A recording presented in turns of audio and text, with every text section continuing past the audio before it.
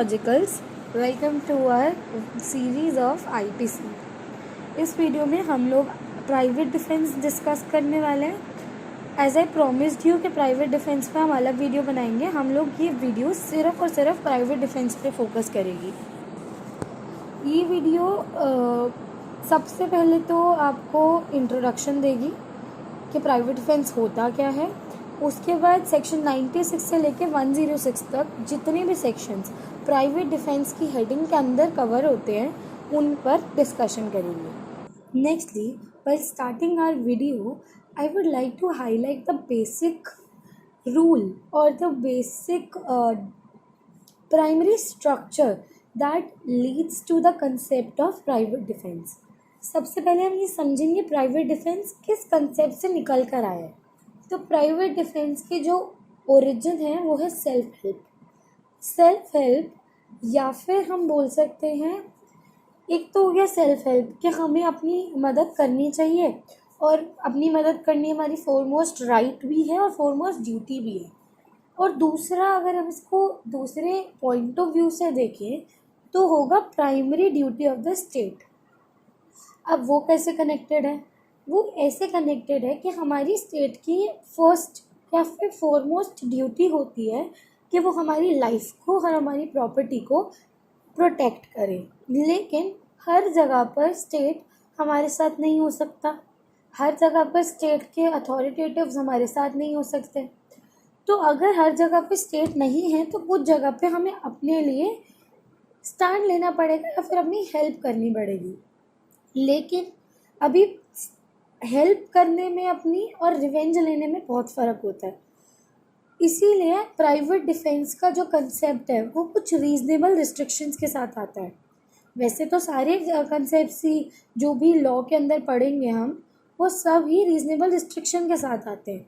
But private defence is more complex because private defence किसी की जान बचाने और जान लेने की बात करता है। अगर हम प्राइवेट डिफेंस को इतना कॉम्प्लेक्स नहीं बनाएंगे तो हर दूसरा इंसान प्राइवेट डिफेंस के नाम पे किसी तीसरे इंसान को मार देगा।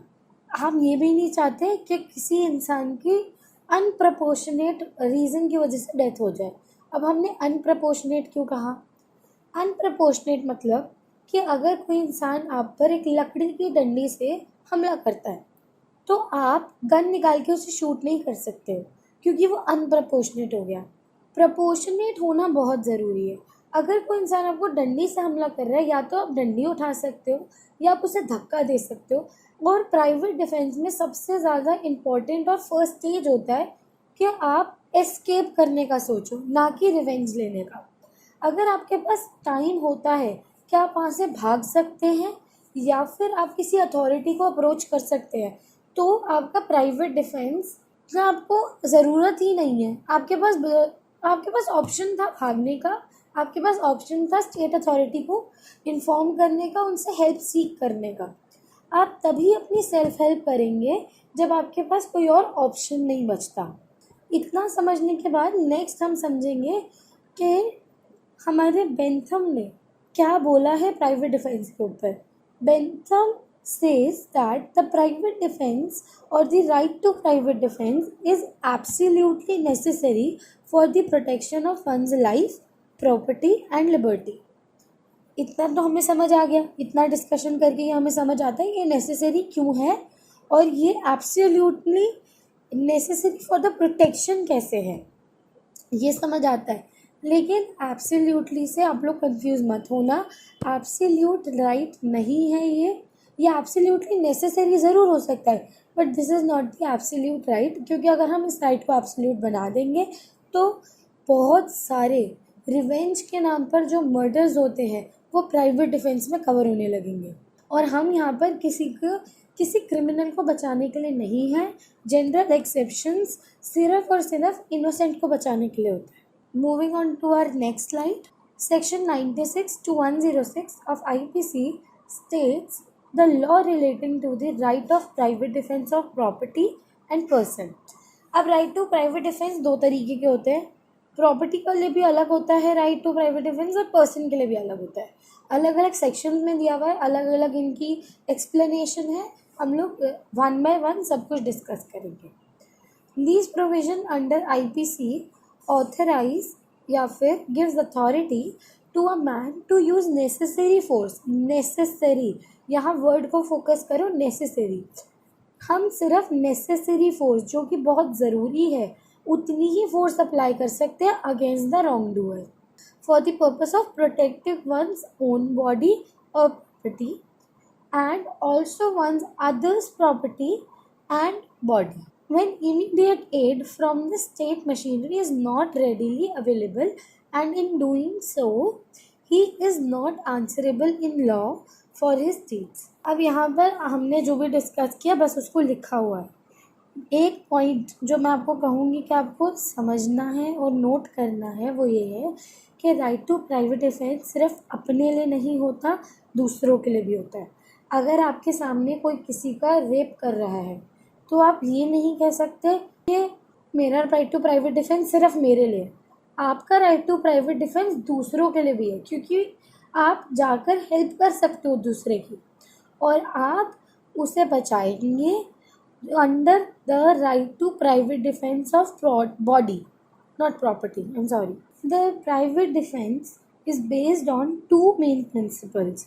The first principle is everyone has the right to defend his own body, property and another's body and property। Secondly, right to private defense is not available in those cases where accused himself is aggressive party। अब point 2 पर आते हैं। Point 2 कहता है कि aggressive party accused को नहीं होना चाहिए। क्यों नहीं होना चाहिए?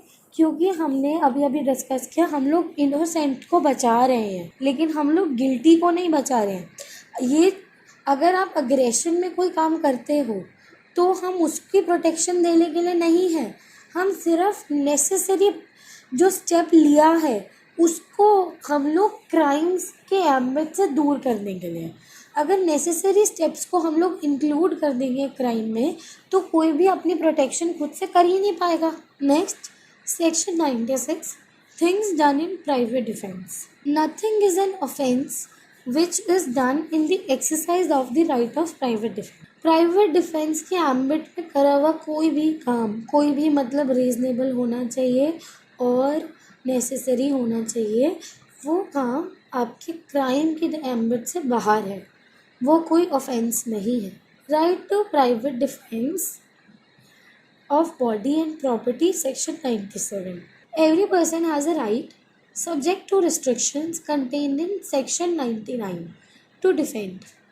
हमारा right to defend है, ना कि to take the revenge।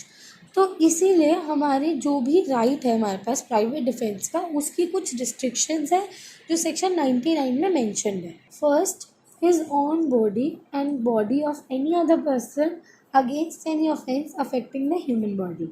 Secondly, the property whether movable or immovable of himself or any other person against any act which is offense under the definition of theft, robbery, mischief or criminal trespass, or which is an attempt to commit theft, robbery, mischief और criminal trespass.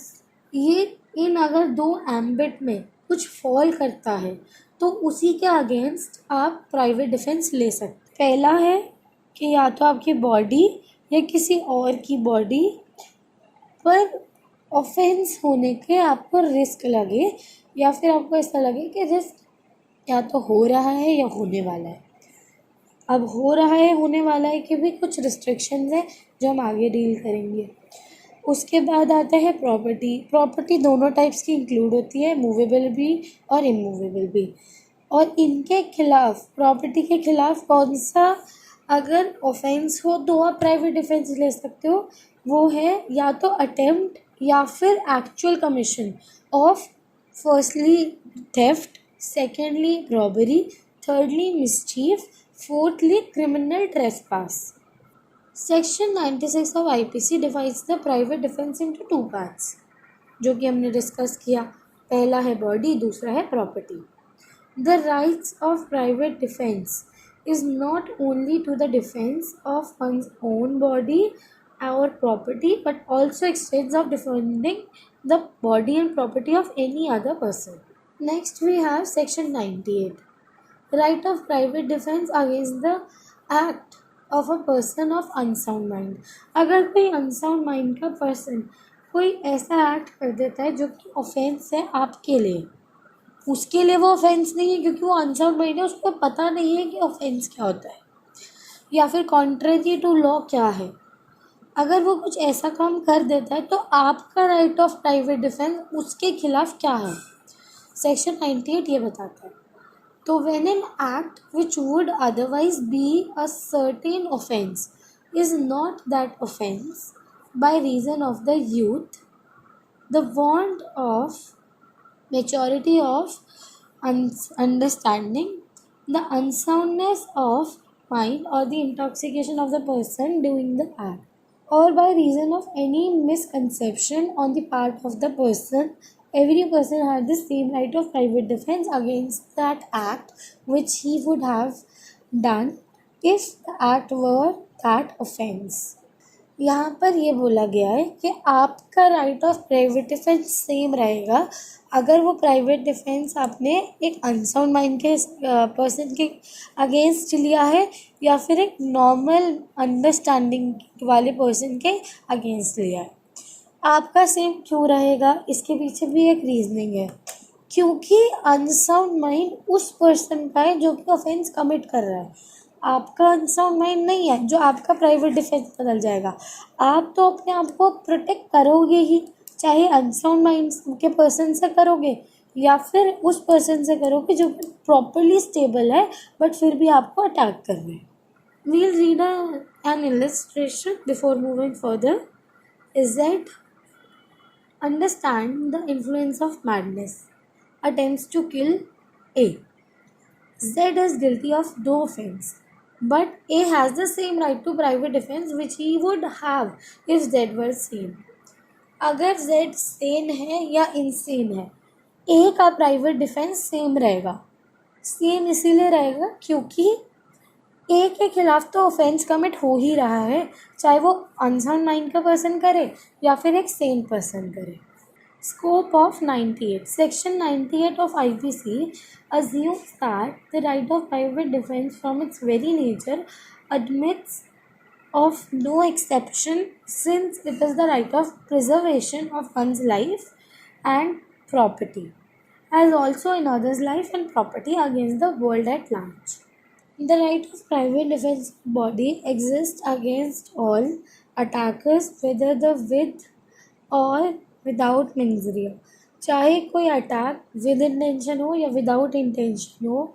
Intention मतलब guilty mind है यहाँ पर, चाहे कोई guilty mind के साथ crime हो रहा हो या गिल्टी माइंड के विदाउट क्राइम हो रहा हो, आपका right to private defence same रहेगा और दोनों केसेस में आपके पास राइट टू प्राइवेट डिफेंस होगा। Right to private defence is available against minor, person of unsound mind, intoxicated person having no maturity of understanding, person acting under misconception, act against which there is no private defense. अब section 99 ये बताता है कि कौन से ऐसे act हैं जिनके खिलाफ आपके पास राइट ऑफ प्राइवेट डिफेंस नहीं होता। There is no right of private defense against an act which does not reasonably cause the apprehension of death or grievous hurt. ऐसे एक्ट का कोई प्राइवेट डिफेंस नहीं है अगर आपको वो रीजनेबल एप्रीहेंशन ऑफ डेथ या फिर ग्रीवियस हर्ट नहीं देता। ग्रीवियस हर्ट देना ज़रूरी नहीं है, उसकी भी एप्रीहेंशन की ही बात हो रही है।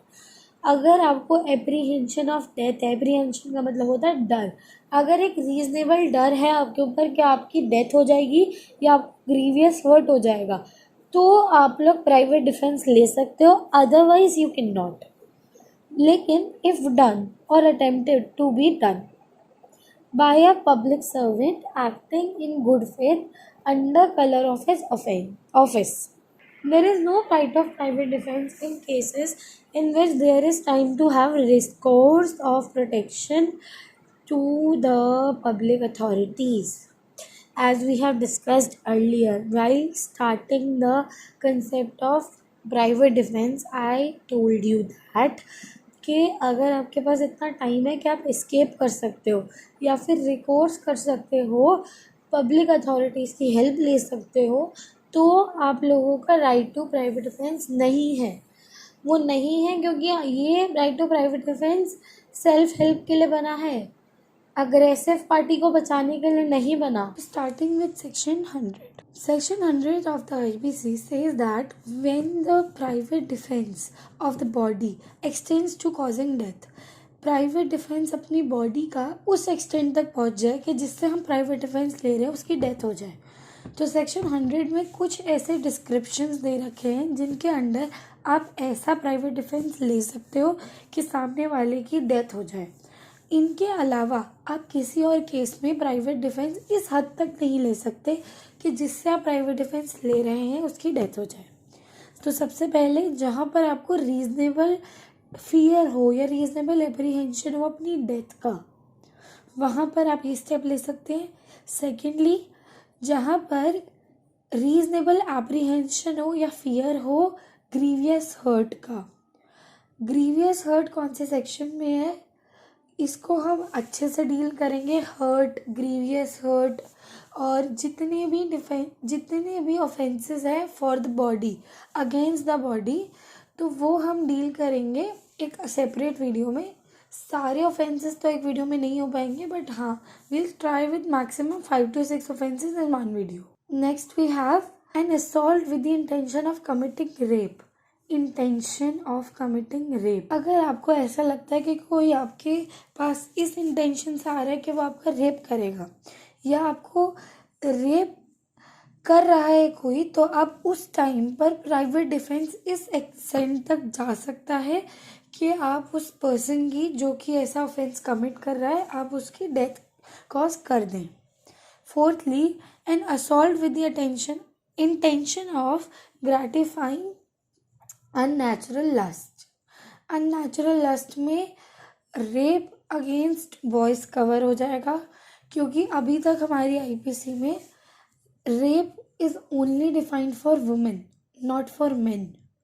तो अननेचुरल लस्ट में वो कवर हो जाएगा। उसके बाद है हमारा इंटेंशन ऑफ किडनैपिंग और एबडक्टिंग।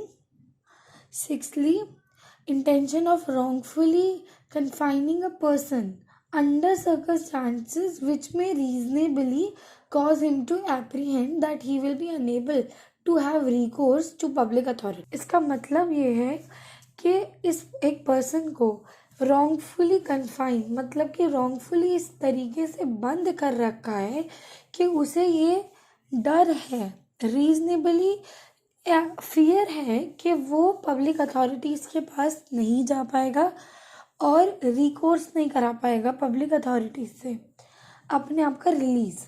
जैसे कि कोई ऐसी जगह पे बंद कर रखा है जहाँ पर कोई आता जाता नहीं है, बिल्कुल ही कनेक्शन ही नहीं है कि वो पब्लिक अथॉरिटी से कनेक्ट हो पाए, या किसी भी और तरीके से उसे अगर रीजनेबली ऐसा फियर लगता है कि वो पब्लिक अथॉरिटीज़ को रिकोर्स नहीं कर पाएगा, तो वहाँ पर भी वो डेथ कोर्स कर सकता है उस पर्सन से जिससे वो प्राइवेट डिफेंस ले रहा है। Next, an act of throwing और एडमिनिस्टरिंग एसिड और एन अटेम्प्ट टू थ्रो और एडमिनिस्टर एसिड। जहाँ पर एक इंसान को डर हो कि हमारे ऊपर एसिड फेंक दिया जाएगा, या फिर कोई एसिड फेंक रहा हो, या फिर कोई अटेम्प्ट कर रहा हो एसिड फेंकने का, इन तीनों केस में वो पर्सन ये प्राइवेट डिफेंस इस एक्सटेंट तक ले सकता है कि सामने वाले की डेथ हो जाए। ये जो क्राइटेरिया है एसिड अटैक का, ये क्रिमिनल लॉ अमेंडमेंट एक्ट 2013 में आया था। इससे पहले एसिड अटैक के ऊपर कोई एक्सप्लिसिटली प्राइवेट डिफेंस में लॉ नहीं था। Next we have ingredients of section 100। Section 100 के इंग्रेडिएंट्स भी बेसिकली वही हैं कि आपके पास एस्केप करने का टाइम नहीं है, रिकोर्स करने का टाइम नहीं है, या फिर आपको रीजनेबल एप्रीहेंशन है ग्रीवियस हर्ट का, डेथ का, अननेचुरल लस्ट का, रेप का, एसिड अटैक का, एबडक्शन का, किडनैपिंग का, या wrongful confinement under the certain circumstances. तो वहाँ पर आप सेक्शन 100 को अवेल करा सकते हैं. Next we have section 101 which says when such a right extends to causing any harm other than death. If the offense be not of any of the descriptions enumerated in the last preceding section है हमारे section 100, जिसके अंदर हमने 7 conditions पढ़ी हैं जहाँ पर आप डेथ कॉज कर सकते हैं. तो अगर कोई भी ऐसा ऑफेंस होता है जो कि सेक्शन 100 में कवर नहीं हो रहा, तो हमारा जो भी राइट टू प्राइवेट डिफेंस है वो डेथ तक एक्सटेंड नहीं कर सकता, but does extend under the restriction mention in 99. The voluntary causing of the assailant of any harm other than death. तो आप अपने जिससे भी आप प्राइवेट डिफेंस ले रहे हैं उसे डेथ कॉज नहीं कर सकते हो, बट अदर देन डेथ आप कोई हार्म कॉज कर सकते हो under the restrictions mentioned in section 99. Next we have section 102 which says commencement and continuance of the right of private defense of the body. कब हमारा प्राइवेट डिफेंस स्टार्ट होता है और कब तक वो प्राइवेट डिफेंस का जो एम्बिट है वो रहता है. Right to private defence of the body commences as soon as reasonable apprehension of danger to the body arises from an attempt or threat to commit the offense. यहाँ पर ये बोला गया है या तो आपको रीजनेबल एप्रीहेंशन है कि अटेम्प्ट, वो जो ऑफेंस है आपकी बॉडी के अगेंस्ट वो या तो अटेम्प्ट हो रहा है, या तो आपको रीजनेबल फियर है कि हो जाएगा, या फिर वो ऑफेंस कमिट होना स्टार्ट हो गया है. तो वहाँ से तो आपका स्टार्ट हो जाएगा. और जब तक रहेगा प्राइवेट डिफेंस आपके पास, जब तक कि रीजनेबल फियर आपके ऊपर बना रहेगा. रीजनेबल फियर या फिर reasonable apprehension of danger. Section 103 talks about the situation where the person can cause the death of the person against whom the private defence is taken, but in the matter of property. Private defence की बात ही हमने 100 में करी थी, लेकिन वो against body था, but यहाँ पर अगेंस्ट प्रॉपर्टी है. सो सेक्शन 103 में भी हमें कुछ ऐसे डिस्क्रिप्शंस दे रखे हैं जिस केसेस में आप जिसके अगेंस्ट प्राइवेट डिफेंस ले रहे हैं उसकी डेथ कॉज कर सकते हैं. पहला है robbery, second is house breaking by night, third mischief by fire committed on any building, tenant or vessel, fourthly trespass.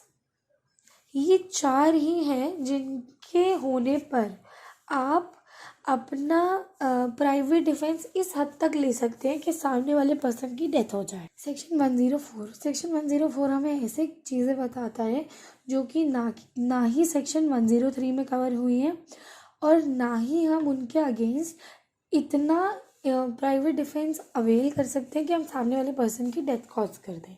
तो ऐसे कौन से केसेस हैं? ऐसे वो केसेस हैं जो कि ऊपर के 4 जो हमें डिस्क्रिप्शन दे रखे हैं उनमें कवर नहीं हो रहे हैं, और सेक्शन 99 के अंदर रीजनेबल जो रिस्ट्रिक्शंस हमें सेक्शन 99 में दिए हुए हैं उनके अंडर कवर हो रहे हैं, और सेक्शन 103 में कवर नहीं हो रहे हैं. उन सब्जेक्ट्स के ऊपर आप अपना प्राइवेट डिफेंस ले सकते हैं, but you can cause the harm not the death. Next we have private defence कब से स्टार्ट होता है और कब तक रहता है. सेक्शन 105 में दिया हुआ है कि कब स्टार्ट होगा और कब रहेगा. तो सेम है, जब एप्रीहेंशन स्टार्ट होगा, जहाँ से आपको डर स्टार्ट होगा, रीजनेबल फियर ऑफ डेंजर, वहाँ से आपका स्टार्ट होगा राइट टू प्राइवेट डिफेंस, और ख़त्म वहाँ होगा जहाँ पर आपका डर ख़त्म हो जाएगा. रीजनेबल फियर, यहाँ पर सिर्फ डर की बात नहीं हो रही है, रीजनेबल फियर की बात हो रही है. Next we have last section of private defence 106 right of private defence against deadly assault when there is risk of harm to innocent person. If the exercise of the right of private defense against an assault which reasonably causes the apprehension of death the defender be so situated that he cannot eventually exercise that right without risk of harm to an innocent person. His right of private defense extends to running of that risk. अब इसका illustration read करेंगे. A is attacked by a mob who attempt to murder him. He cannot eventually exercise his right of private defense without firing on the mob. And he cannot fire without risk of harming young children who is mingled with the mob. A commits no offense if by so firing he may harms any of the children. So we will meet in our next video. तब तक के लिए bye bye. Please follow us on Instagram and Telegram. We share notes on that. Thank you for watching.